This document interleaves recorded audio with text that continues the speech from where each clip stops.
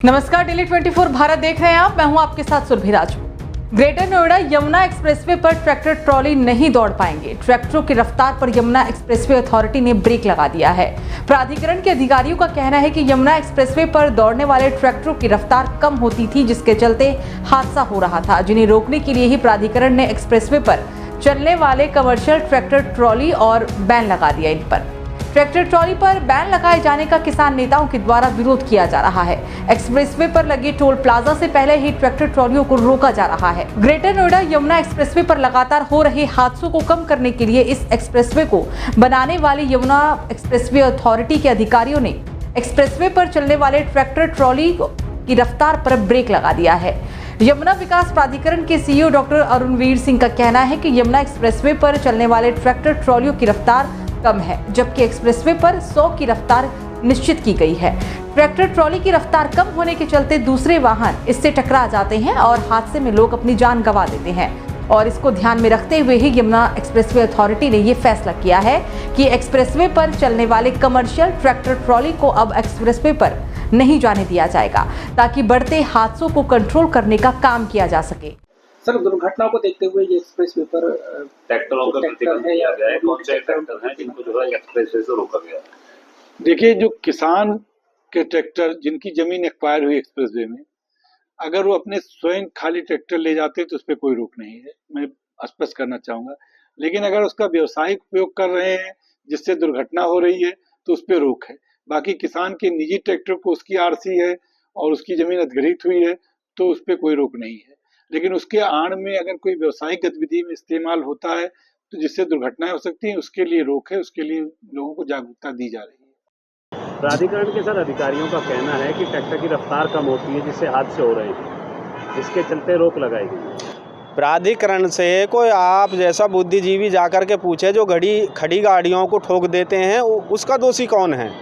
Tractor की speed के बारे में सबको मालूम होती है कि भाई ट्रैक्टर कितनी स्पीड से चलता है, तो फिर खड़ी गाड़ियों को कैसे ठोक दिया जाता है?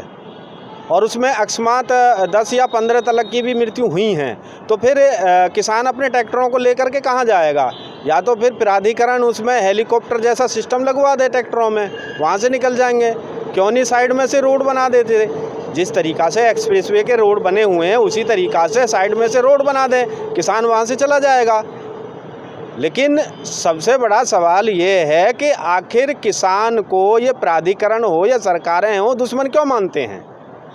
ग्रेटर नोएडा यमुना एक्सप्रेसवे पर तेज रफ्तार दौड़ने वाले ट्रैक्टर ट्रॉलियों पर अब यमुना विकास प्राधिकरण के अधिकारियों ने कार्रवाई करते हुए ट्रैक्टर ट्रॉलियों पर ब्रेक लगा दिया है। यमुना प्राधिकरण के अधिकारियों का कहना है कि यमुना एक्सप्रेसवे पर ट्रैक्टर ट्रॉली तेज रफ्तार से नहीं दौड़ पाते हैं, जिसके चलते लगातार हादसों की संख्या बढ़ती जा रही है, जिसके चलते यमुना एक्सप्रेसवे पर ट्रैक्टर ट्रॉली के आवागमन पर पूरी तरीके से रोक लगा दी है। हालांकि यमुना प्राधिकरण के अधिकारियों का कहना है कि जिन किसानों की ज़मीन यमुना प्राधिकरण ने एक बार करते हुए इस एक्सप्रेसवे को बनाने के लिए दी गई है, वो लोग अपने ट्रैक्टर ट्रॉलियों को आसानी से एक्सप्रेसवे से अपने घर तक पहुँचा सकते हैं, लेकिन ये वो ट्रैक्टर ट्रॉली होंगे जो कॉमर्शियल नहीं होंगे। ऐसे में किसानों का कहना है कि यमुना प्राधिकरण के अधिकारियों का एक तरफा रवैया रहा है, जिसके चलते एक्सप्रेसवे पर उनके ट्रैक्टर ट्रॉलियों को नहीं जाने दिया जा रहा। अब देखना ये होगा कि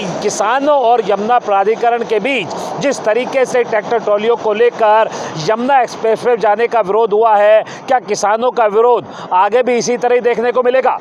कैमरामैन संदीप के साथ ताहिर सैफी, डेली 24 भारत, ग्रेटर नोएडा।